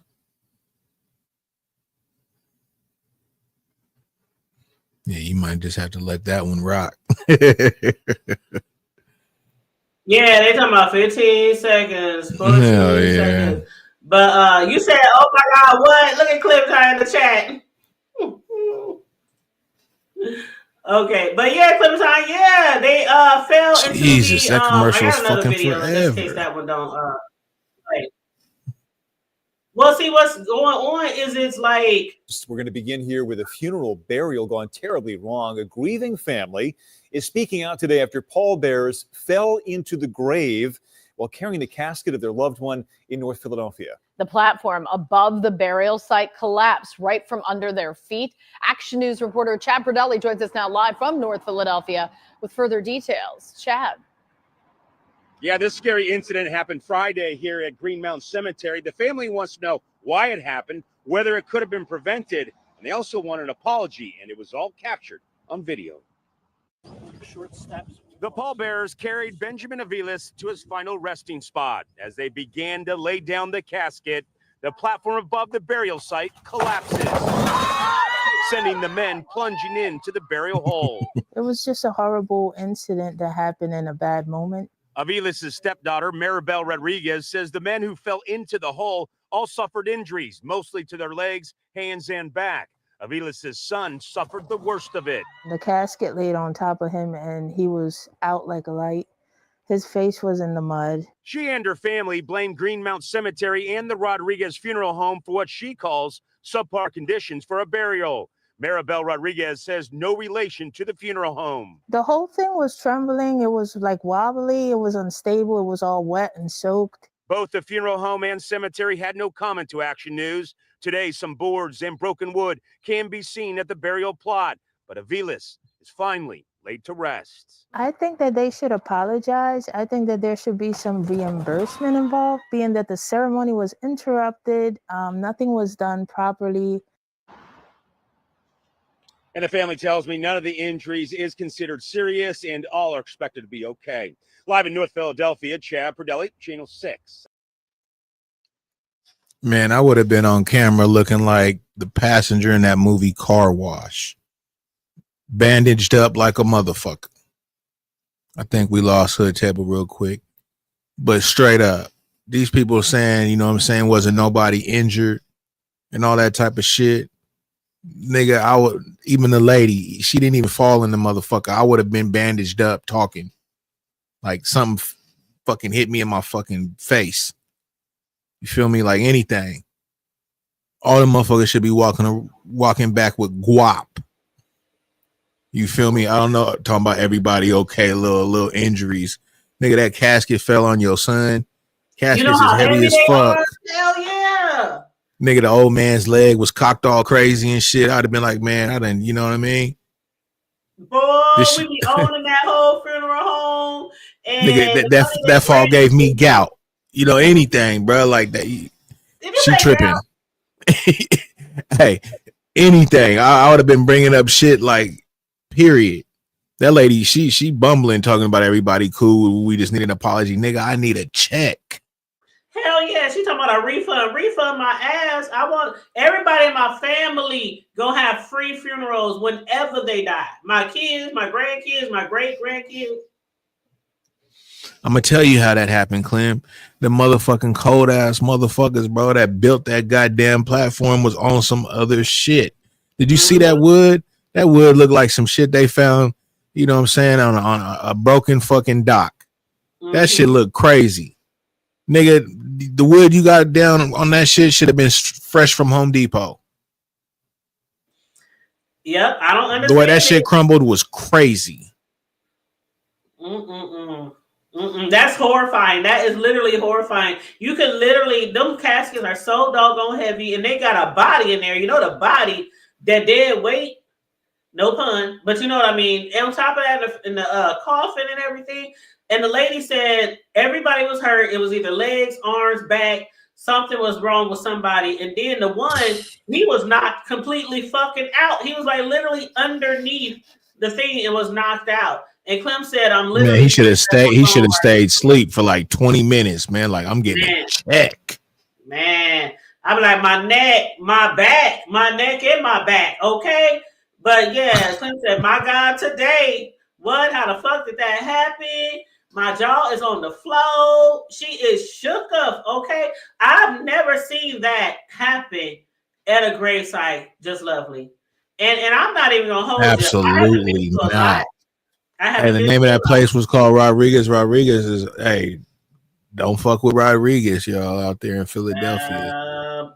His platforms ain't doing it. It ain't doing it. Don't do it. Like, for real. I'm like, I've been to a lot of funerals, but a lot of times I'm not strong enough.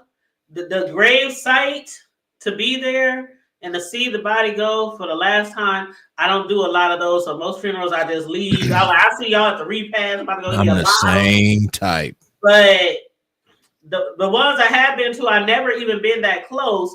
You know, we sitting back in the chairs, you know. But yeah, but that's the last thought I would have ever thought of was some shit like that. Never. I never seen anything. I never heard of a story. They would have seen a full-fledged nigga that day, boy. I'm telling you, that Rodriguez funeral home, man, they would have been like, that shit would have been we're going to have to cut this nigga a check. It would have went from Rodriguez to the hood table by next week. Cause I'm man, you feel me? I'm part owner of this thing. Yeah, I ain't touching nobody's. I ain't feeling nobody with no solutions. I ain't doing no makeup. Well, I might do the makeup now, but we gonna own that bitch. But that is, I have to show y'all that because a lot of people have not seen that story. So I was like, I gotta show y'all this shit, boy. You said that funeral home better watch out for ICE. Oh, just lovely You going know what? They crazy. better watch That's out for the crazy. president. They better watch. What you saying? They better watch out for the president. Yeah, Trump. If Trump catch wind of that video, it's over. Said you get out of here. Out of here. Get them out of here. Have them right up there at the damn border. They said you ignorant, Riggs. I know. Sometimes. Boy, you know how we like, you know how we can go from like 0 to 1,000. Like my son, who was that? Was that my son or somebody else? People always tease me, Riz, because I have like a very professional job, okay? And so on my very professional job, sometimes I have to talk on the phone. And how I talk here, of course, is a lot different than work. So on my answer machine, because I got a work phone, then I got my cell phone, and sometimes I gotta use my cell phone. So I have this really like, thank you for calling, and even my own friends be like, who's this bitch? I'm calling the wrong number. Like, that ain't how you talk, bitch. Well, I gotta talk like that for work. I mean, come on now. I ain't gonna be like, what up, nigga? But yeah, Period. I know how to go from the boardroom to the hood in 2.5 seconds, and we would have got plumb out ignorant up in that motherfucker, boy. My family would have, boy. Shout out to the word ignorant right now. Boy, my family would have got good damn ignorant. Okay, because they stay on ignorant. My family anyway. We always ready. They stay ready. But yeah, that shit was crazy. I couldn't believe that happened. She talking about we want apologies, we want refund. I don't want none of that. I need the check. Checks and balances. But yeah, that was all my topics I had for this weekend. I gave y'all a little trending news, a little celebrity news, and an update. Oh yeah, that carried out a whole hour and a half and some change, man. That's good shit. We did pretty good. I've been trying to keep it under 2 because you know I got to get up early in the morning for work. Hell yeah, that's what's up. Over here. So I've been trying to keep it under 2. But yeah, we got it out. You said 22 minutes and may bring the 51st birthday. Child. That's Shout a long time to be under. Birthday. Could you, man, if my son was underneath that, boy, get my baby. Because you would only think they're dead. Happy birthday, Just Lovely. Happy birthday. Oh, is that what she was saying? It's your birthday? That's what I'm thinking. Oh, happy birthday. Oh, your birthday is also, you must be on, let's see. So it must be East Coast. East Coast. Okay. Happy birthday. Happy early birthday. Yes, that's all I've been doing lately is making birthday cakes, child. I'm like, birthday cake. Ouch. I'm like, can somebody get married, please? Can I make a wedding cake? But you're welcome, boo. But if anybody wants to jump up here, we'll give y'all a few minutes if y'all want to chime in on anything that we discussed tonight. The floor is open. The doors of the Hood Table Church is open. Yes. You said happy anniversary of life. Yes. Actually, matter of fact, it's the Hood Table anniversary too. The 12th. That was our anniversary for when I first created the Hood Table. And so Riggs, you'll eventually like get notifications every year when it's your like birthday or platform or whatever from YouTube. But yeah, that's exciting. We still around. We still around. We might not be as popular as a lot of other channels in this area, but what I do when I do it on here, I give it my all and I try to keep you guys entertained. And hey, we always keep it hood over here. Always keep it hood. But yep, so yep. So if nobody got anything to add or want to hit the link, then Riz, you got any last minute words or upcoming things on your shows or anything you want to talk about before we wrap it up?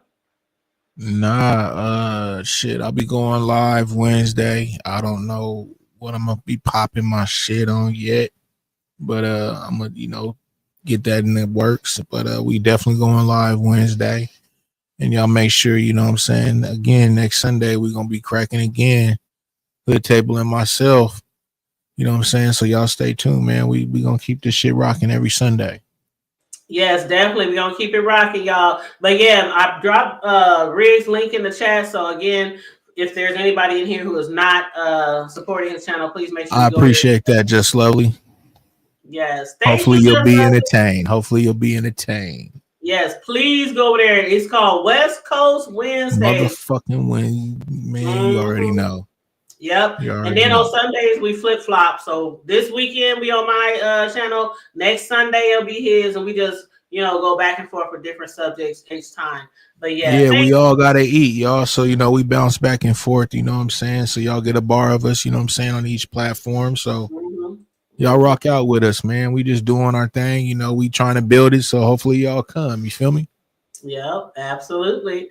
But yeah, so I guess we out of here, y'all. Appreciate you, Clem. I hope y'all enjoyed the show. Riggs, it's always a pleasure to do shows with you. I appreciate you. I can't wait till Wednesday. I'll be over there. But yeah, West Coast Wednesdays, you guys. And what time is it going to be? 10? Is it 10 or 10:30?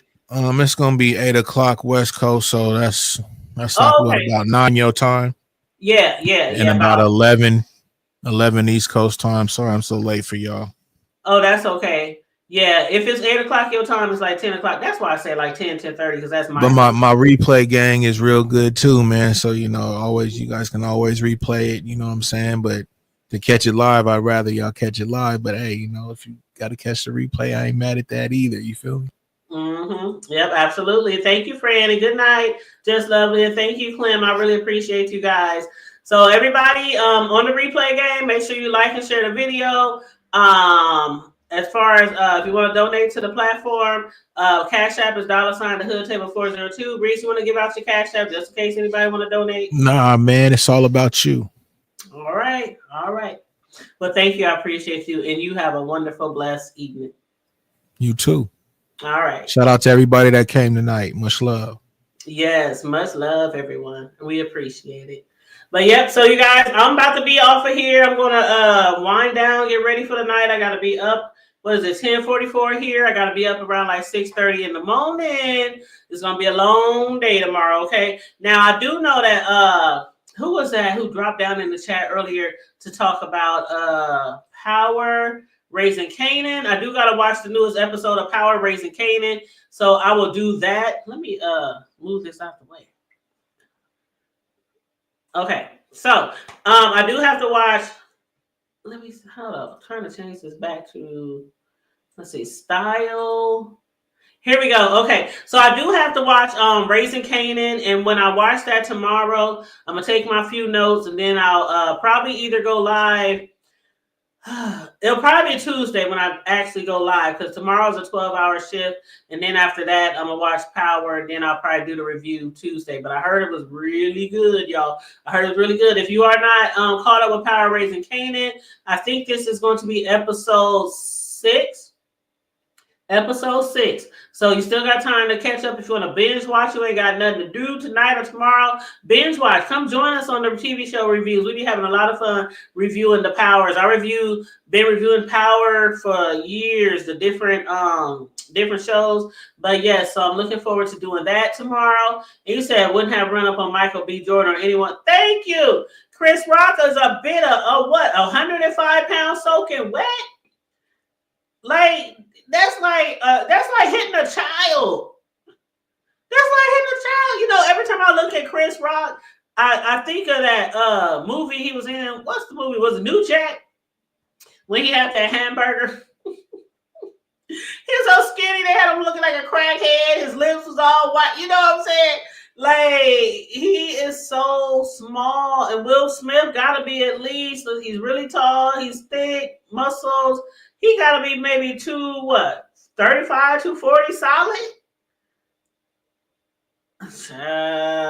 Like his brother said, I would have been, when I seen his ass coming up there, hey, you got to read the room. That was a threat. You had all that time that Will Smith walked up to that platform. You had all that time to run. If you wasn't going to hit him back or fight or give us a good ass show, because trust, Will Smith gave the people a show, but we would have had a better show had y'all both put paws on each other. Oh, child. Like his brother said, y'all would have been seeing me on every channel we go to, every network. We still fighting. That show would have been over.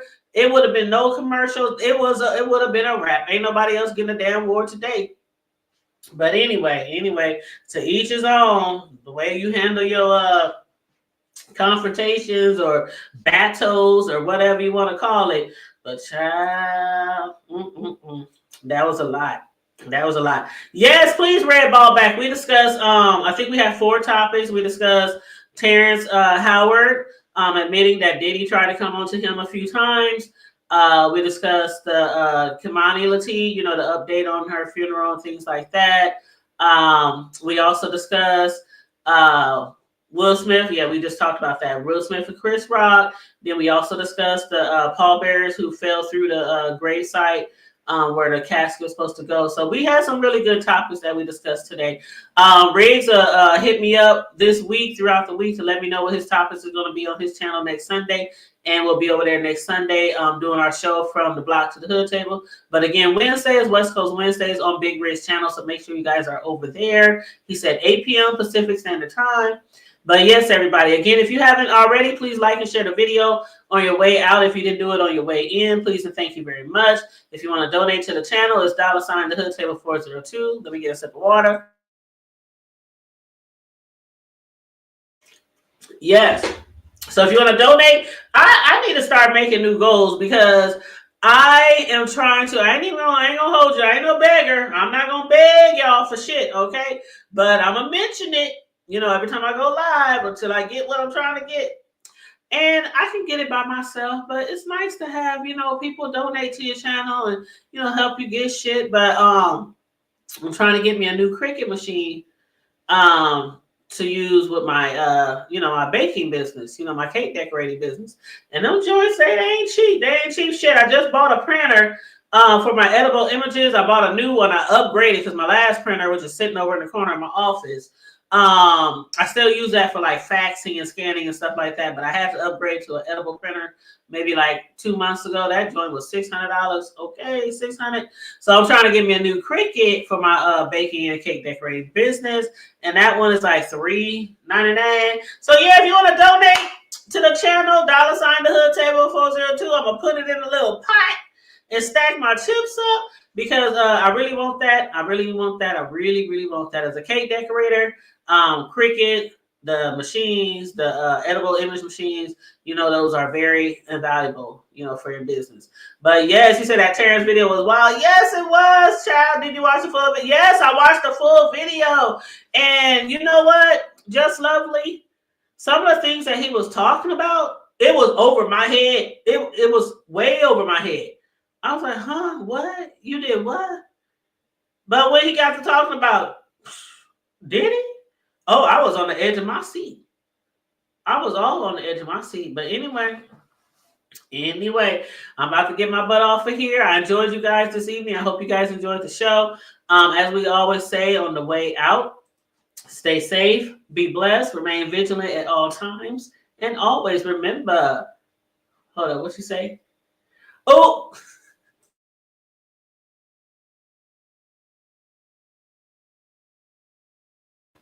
You said Pookie, yes.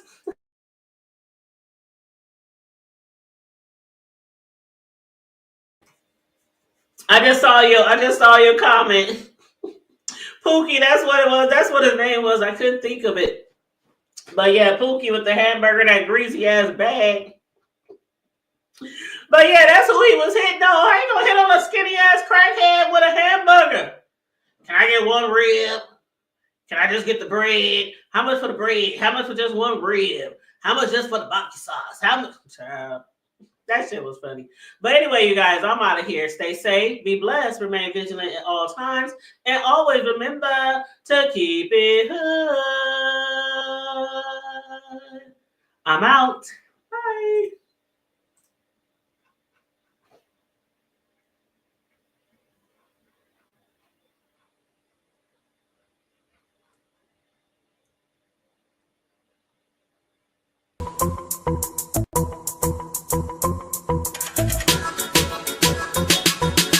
You don't need Netflix, you don't need cable. Hop on YouTube. welcome to the hood table, where we chop up local and global events vocally. You don't really wanna miss out on these conversations. Just joke a little, laugh a little, get that wine in your system, fill your glass a little, expose current events, talk trash a little. You never know, these opinions might clash a little. They addicted to the content, got them binge watching. You don't like it, then you want invited. Bet your friends watching in the house and your job parking lot before you clocking. They don't wanna miss a second of this HT content. Everybody think they got something to say, so it's an open invitation, bring it to the table. But if you come whack, just know we ain't buying in. We gon' probably turn your back and tell you sorry, try again, Yeah, welcome to the hood table. You don't need Netflix, you don't need cable. Yeah, welcome to the hood table. You don't need Netflix, you don't need cable.